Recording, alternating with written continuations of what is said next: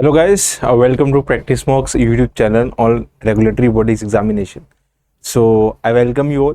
तो आज हम समझने वाले हैं T+0 सेटलमेंट, ठीक है। क्योंकि आज के दिन ही यानी कि 28 मार्च को T+0 स्टार्ट हो गया है, ठीक है।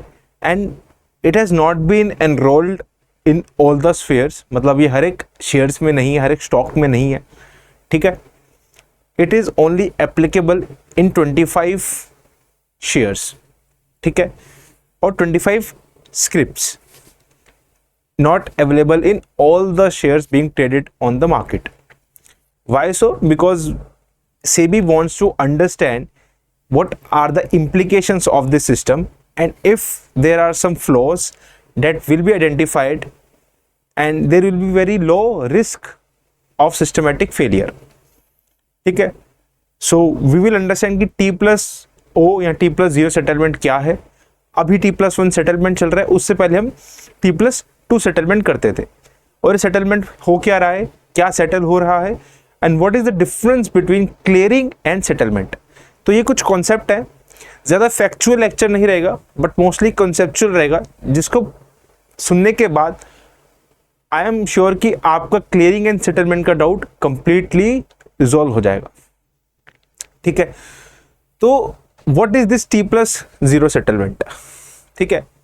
इसका मतलब यह है कि जब आप मार्केट में ट्रेड कर रहे हो, मार्केट मतलब जब आप शेयर्स खरीद रहे हो, बेच रहे हो on a particular stock exchange, let take NSE for an example.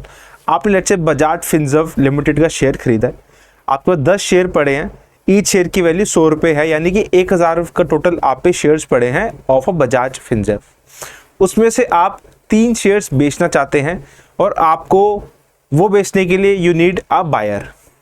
तो ये जो सेलर एंड बायर को मीट करवाने का काम है, ये करता है स्टॉक एक्सचेंज, क्योंकि बायर अपना रिक्वेस्ट डालेगा through a broker. Remember this thing, जो भी बड़े बड़े स्टॉक एक्सचेंज होते हैं, इसमें बाइंग एंड सेलिंग आप डायरेक्टली नहीं कर सकते हो। There are registered SEBI brokers जो आपके बिहाफ पे ट्रेडिंग करते हैं ऑन स्टॉक एक्सचेंज। डिसीजन आपका रहता है, but as an intermediary brokers काम करते हैं, ठीक है। So this is the thing. So जब आप शेयर्स बेचना चाहते हो बजाज फिनसर्व के, आप शेयर बेचोगे, फिर आपको सेटलमेंट होने के बाद पैसा भी आपके अकाउंट में आएगा, ठीक है। तो ऐसा होना चाहिए आज के डिजिटल ज़माने में कि आपने जस्ट शेयर्स बेचे, एकदम से बायर मिला, ठीक है, मिलने के बाद ही आपकी payment with in few minutes आपके अकाउंट में आ गई। जैसे हम यूजुअली देखते हैं इन UPI पेमेंट्स, नेफ्ट, RTGS जो हमारी पेमेंट्स हैं, usually with in an hour, half an hour अगर RTGS है या नेफ्ट है, सॉरी अगर नेफ्ट है तो हाफ एन आवर में आ जाती है पेमेंट। तो वो उसी स्पीड में क्या शेयर्स की पेमेंट अभी आ रही है, नहीं आ रही है? नहीं आ रही है।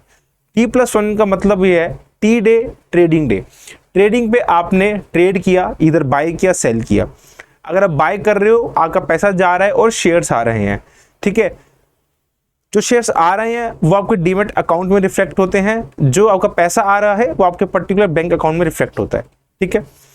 तो T+1 का मतलब ये है, आज आपने बाइंग की रिक्वेस्ट डाली, तो आपको आज का दिन, फिर अगला दिन आपका वो शेयर्स आपके डीमैट अकाउंट में रिफ्लेक्ट करेंगे। या फिर अगर आपने सेल की रिक्वेस्ट डाली है, आज आपने ट्रेड किया है, सेल किया है, तो आपका पैसा ये अकाउंट में अगले दिन जाके रिफ्लेक्ट करता है, ठीक है। नाउ यू नो, हम T+2 से T+1 आने में ही हमने बहुत हार्ड वर्क किया है, एंड हम USA जैसी कंट्री से पहले T+1 सेटलमेंट पे आ गए थे। सो कहते हैं कि इंडिया डेवलपिंग कंट्री है, अभी डेवलप्ड होना बाकी है। काफ़ी स्फीयर्स के अंदर वी आर ऑलरेडी डेवलप्ड, ठीक है। तो basically T trading day +1 means extra day, 1 additional day, जिस दिन पे जाके आपका प्रॉपर सेटलमेंट हो रहा है, अंडरस्टैंड। बट अब T+0 स्टार्ट हो रहा है, मतलब कि जिस दिन आप ट्रेड कर रहे हो उसी दिन आपके अकाउंट में पैसा आ जाए, या फिर शेयर आपके अकाउंट में, डीमैट अकाउंट में उसी ही दिन आ जाए। एंड इसका फायदा क्या है, यहाँ पे लिखा है ना, how does it affect you. पहली बात तो ये कि जो लोगों को इंस्टेंट लिक्विडिटी चाहिए, है ना, फॉर एग्जांपल आपने आज सेल की रिक्वेस्ट डाली है आपके शेयर्स की, ठीक है, आपने उसको बेच दिया 100 रुपये पर शेयर पे। अब अभी आपके अकाउंट में पैसे नहीं आए हैं, बट नेक्स्ट डे आप पे पैसे नहीं है, बट यू सी की पर्टिकुलर शेयर जो है बहुत ही सस्ता हो गया, खरीदने का फायदा है, but you do not have enough liquidity, आप पे पैसा ही नहीं होगी, पुराने शेयर्स के बेचने की वैल्यू और रुपये अभी आपके अकाउंट में नहीं आए, रिफ्लेक्ट नहीं कर रहा है, तो आपको फिर एक दिन एडिशनल वेट करना पड़ेगा पैसा आने का, और उससे नुकसान क्या होगा, नुकसान ये होगी आपकी ट्रेडिंग अपॉर्चुनिटी जा सकती है। Otherwise there are other things also कि आप एक तरीके से लोन पे लेके भी ट्रेड कर सकते हो थ्रू ब्रोकर को कहो कि मेरे को ये आप शेयर खरीदो, अभी मेरे पास पैसे नहीं, I will arrange it, that is also possibility, but वहाँ पे भी अलग टाइप ऑफ रिस्क होता है। ठीक है, तो ये कुछ चीज़ें हैं T+0 सेटलमेंट के फायदे। एक तो लिक्विडिटी बढ़ जाती है, मार्केट डायनामिक्स बढ़ जाते हैं, ठीक है, and specially those who are doing intra day trading, उनके लिए बहुत बेनिफिशियल है। ठीक है, now we will understand more about it. First of all, what is the difference between clearing and settlement. ठीक है, सो बेसिकली क्या होता है, मैं अगर एग्जांपल दूं नॉर्मल क्लियरिंग सेटलमेंट का, ठीक है, मैं बैंक चेक की बात कर रहा हूं, यहां पे कोई डीमैट शेयर अकाउंट किसी चीज की बात नहीं कर रहा, I will only talk about cheque. What happens in cheque, आप चेक लिखते हो टू द रिसिपिएंट और बेनिफिशियरी, उसको आप चेक लिखते हो, ठीक है, टूल में जाके फिर आप अपना सिग्नेचर करते हो, you enter amount in text format as well as numeral format, you give it to the bank और you give it to the person. ठीक है, now what will happen, the bank in which the beneficiary's bank will get the check. Now how will the bank of recipient or beneficiary will identify कि क्या ये सही है या गलत है, that is clearing, validation of the check, कि check क्या सही है या गलत है, क्या जो चेक बिलोंग करता है वो ओरिजिनल है नहीं है, क्या सिग्नेचर सही है गलत है, दिस इज क्लियरिंग, वो क्लियर कर रहा है एंड वैलिडेट कर रहा है कि ये बिलोंग करता है ओरिजिनल होल्डर को जिसने चेक लिखा है। ठीक है, दिस इज क्लियरिंग। ऐसी शेयर्स अकाउंट में जब शेयर ट्रेडिंग में भी क्लियरिंग होती है जब आपका वैलिडेशन होता है। ठीक है, फिर होता है सेटलमेंट। सेटलमेंट में क्या हो रहा है, आपका एक्चुअल मनी ट्रांसफर हो रहा है, मतलब जो चेक का पैसा है वो उसके अकाउंट से कटेगा और दूसरे जो बेनिफिशियरी है उसके अकाउंट में जाएगा। ये जो प्रोसेस है सेटलमेंट, समझ गए आप। There is a clearing and there is settlement. ये मैंने चेक का एग्जांपल दिया, बहुत सिंपल एग्जांपल। शेयर मार्केट में भी clearing is validation and settlement is actual settlement of funds. ठीक है, हम T+0 में बात करें बोथ क्लियरिंग एंड सेटलमेंट। ठीक है, कि T+0 के अंदर पहले क्लियरिंग होगी फिर सेटलमेंट होगी, पहले सेटलमेंट और फिर क्लियरिंग कभी नहीं होता, हमेशा पहले क्लियरिंग होती है फिर सेटलमेंट होती है। ठीक है, so this is about clearing and settlement.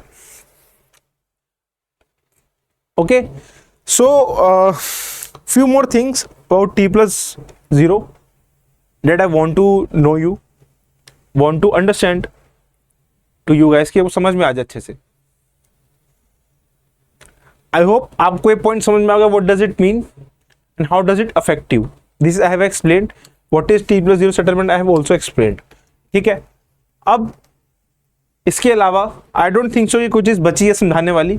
What is clearing and settlement I have also explained you. ठीक है, बहुत सिंपल वे में एक्सप्लेन किया है एंड इसी ही तरीके से आपको पढ़ना होता है। अगर आप डिटेल में जाओगे ना कि exactly clearing and settlement process में क्या हो रहा है, see that we have also taught in our courses. हमने कोर्सेज में पूरा समझाया क्लियरिंग सेटलमेंट, ईच स्टेप बताया कि शेयर मार्केट में क्या पहले हो रहा है क्या बाद में हो रहा है, what is the role of stock exchange. ठीक है, we have also explain that. So चलो कुछ बेसिक्स की बात करते हैं। क्लियरिंग एंड सेटलमेंट तो बाद में आता है, इससे पहले आपको कुछ बेसिक्स पता होना चाहिए कि what is counter party risk. So कोई पूछे आपसे काउंटर पार्टी रिस्क क्या होता है and how it is important in T+0 settlement, how it is reducing this counter party risk. For example, जैसे मैंने बताया कि पहले क्लियरिंग होती है फिर सेटलमेंट होती है। T+1 के अंदर सेकेंड डे में जाके सेटलमेंट फॉर फंड हो रहा है। अब काउंटर पार्टी रिस्क क्या होता है, बेसिकली काउंटर पार्टी रिस्क में ये होता है कि आपने कोई ट्रेड करी आप, बट सामने वाले बंदे ने फुलफिल नहीं करी, आपको शेयर्स खरीदने थे, ठीक है, सामने वाले ने एंड मोमेंट में शेयर्स खरीदने को मना कर दी, या फिर आपको शेयर्स बेचने थे सामने वाले ने पैसे देने से मना कर दी। This is counter party risk. ठीक है, अब खुद सोचो आपको किसी से पेमेंट 1 महीने बाद लेनी है, उसमें ज्यादा रिस्क है, या फिर आपको किसी से पेमेंट 1 घंटे बाद लेनी है। ऑफ कोर्स 1 महीने बाद दिस टाइम फ्रेम ज्यादा है, वी कैन से, बिकॉज अगर वो एक महीने के अंदर भाग भी सकता है कहीं और। मेरे समझ में आ रहा है, किसी को पेमेंट लेनी है, बहुत सिंपल एग्जांपल दे रहा हूँ। तो एक महीने के अंदर वो अब्रॉड जा सकता है, कहीं भी जा सकता है, अपना डॉक्यूमेंट चेंज कर सकता है। He can find numerous ways to exit the contract. But एक दिन में यार 1 घंटे पेमेंट चाहिए, तो वो ज़्यादा दूर भाग भी नहीं सकता है। He can not go abroad with in an hour. Contract document भी इतनी जल्दी चेंज नहीं कर सकता है। तो काउंटर पार्टी रिस्क कम हुआ नहीं हुआ, हो गया ना। यही T+0 सेटलमेंट के अंदर हो रहा है, काउंटर पार्टी रिस्क कम हो रहा है। ठीक है, समझ में? बहुत सिंपल लैंग्वेज में बताया मैंने। काउंटर पार्टी रिस्क भी T+0 सेटलमेंट में कम हो रहा है। तो क्या क्या फायदे हैं T+0 सेटलमेंट के, एक बार मैं यहां पे लिख देता हूं।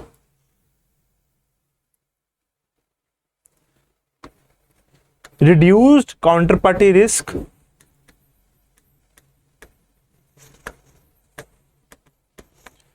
इंक्रीज लिक्विडिटी,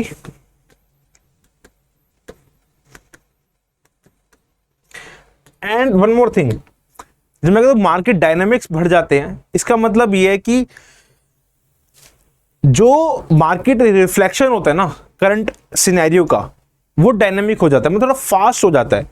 जो चीज हमें पहले 2 दिन बाद मार्केट में पता लग रही थी, वो हमें थोड़ी 1 दिन पहले पता लग जाएगी। तो मार्केट डायनामिक्स जो है इंक्रीज हो जाएंगे। किसी कंपनी का स्टैंड क्या आज के दिन में कैसा परफॉर्म कर रही है, ये 1-2 दिन के लैग से चलता है अगर T+ सेटलमेंट होता। बट T+0 के अंदर वो और फास्ट पता लग रहा है। तो मार्केट डायनामिक्स क्या है, बढ़ रही हैं, इंक्रीज मार्केट डायनामिक्स। सेकेंड है helpful in intraday trading. Intraday trading होती है जब ट्रेड होती है विद इन अ डे। ठीक है, तो जो इंट्राडे ट्रेडिंग में वो अक्सर क्या करते हैं, मार्जिन पे प्ले करते हैं, and as a told you broker से पैसे लेके ट्रेड करते रहते हैं। तो उस जो ब्रोकर से लोन लेते हैं उसमें भी रिस्क है। देखो, ब्रोकर से पैसे निकल के वो हम पैसा ही ना दे ब्रोकर को, दैट इज अ रिस्क। वो रिस्क भी कम हो जाता है, बिकॉज अगर कोई शेयर्स बेच खरीद एक ही दिन के अंदर रहा है, उस पर इंस्टेंट फंड आ रहा है, तो that can be invested with in a day also. तो इंट्राडे ट्रेडिंग में भी हेल्पफुल होता है, हेल्पफुल इन इंट्राडे ट्रेडिंग।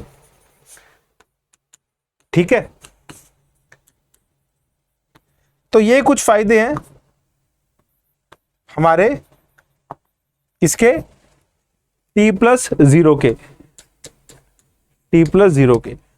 ठीक है, सो आई होप इसके बाद आपको कोई पूछे T+0 सेटलमेंट क्या है, you will be able to explain that person about this huge technological change in a very simple and plain words, and this is what is required from RBI candidate.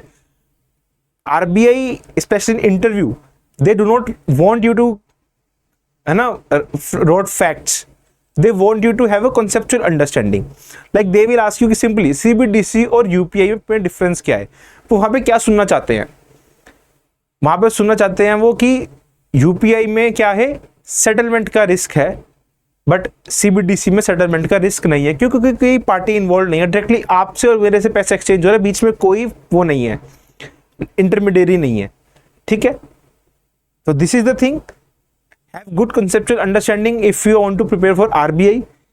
खाली अगर रटने से क्या होगा, interview तक पहुंच भी गए तो वहां पे if they ask you questions on conceptual clarity, if you not able to answer it, you will get less marks obviously. So it's important to have a good conceptual clarity to ace exams like RBI Grade B and SEBI also। ठीक है, SEBI में भी I am very sure कि T+0 settlement में कहीं ना कहीं कुछ ना कुछ तो पूछा जाएगा, be it in preliminary, mains और इंटरव्यू। तो this is very important step towards making India one of the largest investment arena. ठीक है, सो all the best guys and keep preparing for RBI and SEBI. Thank you.